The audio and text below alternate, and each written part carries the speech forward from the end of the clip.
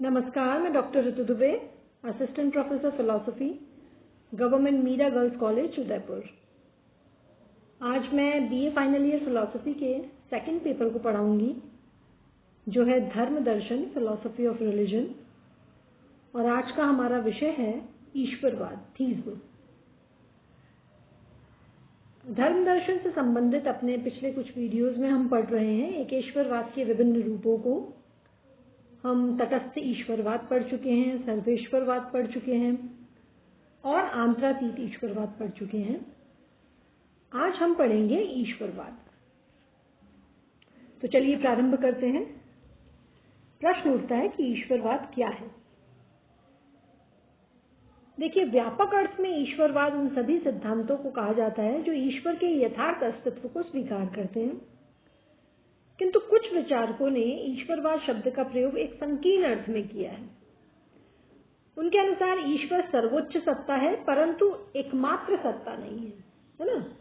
ईश्वर सर्वोच्च सत्ता तो है, लेकिन वही एकमात्र सत्ता नहीं है। विश्व और मानव आत्माएं भी वास्तविक सत्ताएं हैं, यद्यपि उनका अस्तित्व ईश्वर पर निर्भर है। यानी कि ईश्वर की सत्ता है, इस जगत विश्व की सत्ता है और हम और आप जैसी मानव आत्माओं की सत्ता है। लेकिन ये जो जगत और ये जो मानव आत्माएं हैं, ये अपने अस्तित्व के लिए निर्भर ईश्वर पे है, इसलिए ईश्वर सर्वोच्च सत्ता है। ईश्वर सर्वव्यापक है, असीम है। ईश्वरवादियों का मत है कि ईश्वर को विश्व में पूरी तरह से व्याप्त मानने वाला जो सिद्धांत है, वो दार्शनिक दृष्टि से भले ही संतोषजनक हो सकता है, लेकिन धार्मिक दृष्टि से नहीं होता है। यदि मानवीय आत्मा और जगत को आभास या माया कहकर उसके अस्तित्व को अस्वीकार कर दिया जाए, जैसा कि शंकराचार्य ने किया, जो आंतरातीत ईश्वरवाद में विश्वास करते थे, और उन्होंने मानव आत्मा और जगत को आभास या मिथ्या कह दिया, तब तो नैतिक और धार्मिक मान्यताएं निरर्थक सी हो जाएंगी। अतः ईश्वरवाद ईश्वर को परमात्मा के रूप में, सर्वज्ञ, सर्वशक्तिमान, न्यायशील प्रभु के रूप में देखता है। दरअसल ईश्वरवाद का उदय सर्वेश्वरवाद की प्रतिक्रिया के रूप में हुआ। तटस्थ ईश्वरवाद और सर्वेश्वरवाद की आंशिक सत्यता और उसकी कठिनाइयों को हम पहले के वीडियोज में पढ़ चुके हैं। हमने देखा कि तटस्थ ईश्वरवाद में भी कुछ हद तक सत्यता है और सर्वेश्वरवाद में भी कुछ अंश तक सत्यता है, लेकिन दोनों में ही कुछ कुछ कठिनाइयां भी हैं। तटस्थ ईश्वरवाद का ये कहना तो ठीक है कि ईश्वर बहिर्वर्ती है, विश्वातीत है, विश्व से परे है, केवल विश्व में ही समाप्त नहीं हो जाता कि विश्व रचना में ही। और इसी प्रकार सर्वेश्वरवाद का भी ये कहना ठीक है कि ईश्वर विश्व में अंतर्वर्ती है, उसमें व्याप्त है। ईश्वरवाद दरअसल इन दोनों की क्वालिटीज को लेता है, सम्मिलित करता है। ईश्वरवाद के अनुसार ईश्वर विश्व में अंतर्वर्ती अर्थात व्याप्त और विश्व का बहिर्वर्ती अर्थात विश्वातीत दोनों है ना। उसमें व्याप्त भी है और उससे परे भी है। विश्व ईश्वर की ही शक्ति से निर्मित हुआ है, इसलिए उसमें ये अंतर्वर्ती है, व्याप्त है। लेकिन ईश्वर की शक्ति का पूर्ण क्षय, या यूं कहना चाहिए कि ईश्वर की शक्ति का पूर्ण नाश विश्व के निर्माण में ही नहीं हो जाता, इसलिए ईश्वर विश्व का बहिर्वर्ती या विश्वातीत भी है। ये पॉइंट हमने कई बार डिस्कस करा है इससे पहले भी, कि विश्व में व्याप्त होना और विश्व से परे होने का अर्थ क्या है। विश्व में व्याप्त है क्योंकि विश्व ईश्वर की ही शक्ति से निर्मित हुआ है, ये उसमें ही अंतर्वर्ती है, उसमें व्याप्त है। लेकिन ऐसा नहीं है कि ईश्वर विश्व की रचना करता है, उसी में उसकी पूरी शक्ति का क्षय हो जाता है। उसके परे भी तो ईश्वर है, विश्व के परे भी है ना। इसीलिए ईश्वर को विश्व से अतीत, विश्वातीत कहा गया है। लेकिन ध्यान रखने की बात यह है कि यद्यपि ईश्वरवाद में ईश्वर को अंतर्वर्ती और बहिर्वर्ती दोनों माना गया है, फिर भी वो ससीम चेतना, यानी कि व्यक्ति, आप और हम क्या है, ससीम चेतना है। ईश्वर तो असीम चेतना है। तो ठीक है कि ईश्वर को अंतर्वर्ती और बहिर्वर्ती दोनों माना है, लेकिन जो ससीम चेतना है, यानी व्यक्ति का, तो वो पूर्ण रूप से बहिर्वर्ती है। जगत का वो अंतर्वर्ती भी है और बहिर्वर्ती भी है, लेकिन आत्म का वो पूरी तरह से बहिर्वर्ती है। और ऐसा कह के ईश्वरवाद एक तरह से व्यक्ति स्वातंत्र्य को स्वीकार करता है कि मनुष्य अपने संकल्प के लिए स्वतंत्र है, क्योंकि ईश्वर उसका बहिर्वर्ती है। मानव को स्वतंत्रता प्रदान करने से अर्थ क्या है कि मानव को स्वतंत्रता प्रदान करके ईश्वरवाद ने नैतिकता और धर्म दोनों को स्थान दिया है कि आप अपने कर्मों के लिए स्वतंत्र हैं। अब आप चाहें तो नैतिक और धार्मिक कर्म करें और आप चाहें तो अनैतिक और अधार्मिक कर्म करें।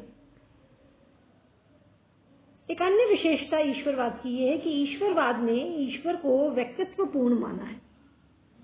उनके अनुसार व्यक्तित्वपूर्ण ईश्वर के द्वारा ही धार्मिक भावना की पूर्ति हो सकती है।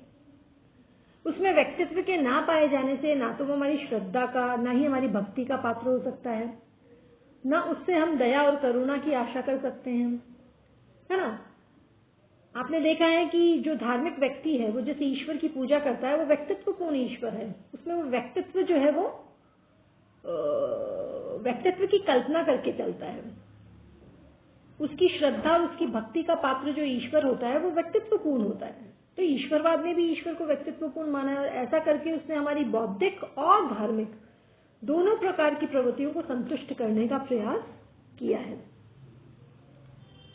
अब इस सब समस्त विवेचन से ईश्वरवाद से ये स्पष्ट हो जाता है कि ईश्वरवाद और आंतरातीत ईश्वरवाद में काफी कुछ समानता है और संभवतः यही कारण है कि बहुत से विचारकों ने इन दोनों को एक ही माना। दोनों में जो अंतर है वो केवल इतना है कि ईश्वरवाद ईश्वर को व्यक्तित्वपूर्ण मानता है और आंतरातीत ईश्वरवाद उसे व्यक्तित्व रहित स्वीकार करता है। यदि व्यक्तित्व की बात छोड़ दी जाए तो इसका ईश्वरवादी अन्य सिद्धांतों से वैसा ही संबंध है जैसा आंतरातीत ईश्वरवाद का अन्य सिद्धांतों के साथ। यही कारण है कि मैंने इसकी अन्य सिद्धांतों से तुलना के लिए अलग से बात नहीं की है, क्योंकि इसका अन्य सिद्धांतों से वैसा ही संबंध है जैसा कि आंतरातीत ईश्वरवाद का अन्य सिद्धांतों के साथ, केवल और केवल व्यक्तित्व की बात अगर हम छोड़ दें। अब हम देखते हैं कि ईश्वरवाद के उदाहरण कौन कौन से हैं पाश्चात्य दर्शन में और भारतीय दर्शन में। तो देखिए, पाश्चात्य दर्शन के अधिकांश ईश्वर संबंधी सिद्धांत ईश्वरवादी ही हैं। जो ईसाई धर्म है वो तो मुख्यतः ईश्वरवादी है ही। पहले के विचारकों में अगर हम पहले मध्यकालीन विचारकों की बात करें तो एक्विनस, ऑगस्टाइन, ये कई ईश्वरवादी दार्शनिक हुए। इसके अलावा डेकार्ट, लाइबनिज, बर्कले आदि ये सभी मुख्य रूप से इस ईश्वरवादी सिद्धांत के समर्थक हैं। इन विचारकों के मतों का अगर हम सारांश देखें तो वो ये है कि ये कहते हैं कि ईश्वर एक है, सर्वव्यापक है, व्यक्ति रूप है, विश्व का सृष्टा है। वो केवल विश्व में व्याप्त ही नहीं है बल्कि उसका प्रेरक भी है, उसको प्रेरणा भी देता है। अपनी उपस्थिति और अपनी क्रिया की दृष्टि से तो वो विश्व में अंतर्वर्ती है, लेकिन इसका तात्पर्य ये नहीं है कि वो विश्व से अभिन्न है, वह इससे परे भी है। भारतीय दर्शन में अगर हम देखें इसका उदाहरण तो भारतीय ईश्वरवाद का जो मुख्य स्रोत है वो वेद और उपनिषद है और इसका जो विकसित रूप है वो शंकर के उत्तरकालीन दर्शन जैसे रामानुज, निम्बार्क और वल्लभाचार्य आदि के सिद्धांतों में उपलब्ध होता है। दरअसल भारतीय दर्शन में इसका सबसे पहले जो विवेचन मिलता है वो ऋग्वेद के पुरुष सूक्त में मिलता है। उपनिषदों में भी कहीं कहीं खास करके श्वेताश्वतर उपनिषद में ऐसा विवेचन उपलब्ध होता है। गीता में भी ईश्वर को पुरुषोत्तम कहा गया और विश्व में व्याप्त होते हुए भी उससे सीमित नहीं बताया गया है। लेकिन इस मत के जो सबसे प्रमुख प्रतिनिधि हुए हैं वो रामानुज हैं। रामानुज का विशिष्टा द्वैत भारतीय ईश्वरवाद का सबसे स्पष्ट उदाहरण है। तो आज हमने चर्चा करी ईश्वरवाद के संबंध में और इसके साथ ही हमारे एकेश्वरवाद से संबंधित जो चैप्टर है वो यहीं समाप्त होएगा। आगे हम फिर मिलेंगे एक नए विषय के साथ नए वीडियो में। Thank you.